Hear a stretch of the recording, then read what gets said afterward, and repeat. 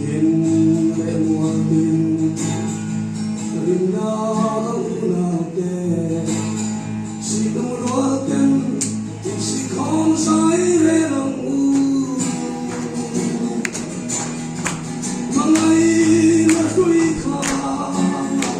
mùa la in thơ con lần ba năm chân xin cho thui buông xe lắm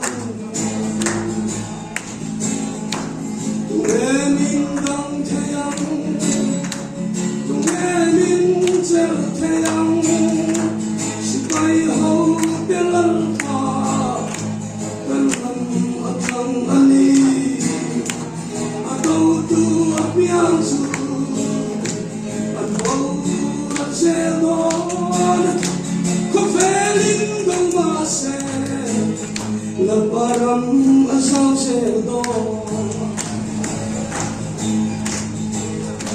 Lale tunen Jaga cumpi tuju Lepa kauran Kenela siang cimase Allah paisola Setu anifian Setan kalbaulo inkan geseto Tungening kang teyang Tungening teyang Sipai hau telar pa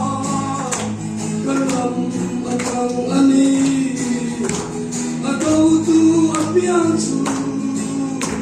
Atau kan sedon Compelling the wase Lebaran asal sedo Kalbaan milia Nilong pitam tante Rato pamkin Ngayon tuamin din mase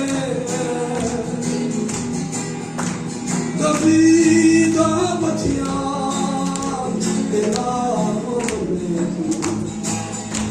Patianani,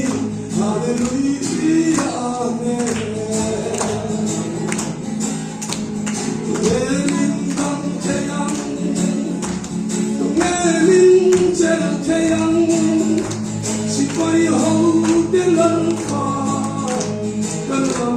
atang ani, atau tu apian su, atau sedon. Kovelin domase Lebaran asal sedo Tungeling kang teyang Tungeling teyang Sipai hau telar pa Kalam atang ani Atau tu apian su Atau Sedon, kovelin domase, lebaran asal sedon. Kovelin domase, lebaran asal sedon.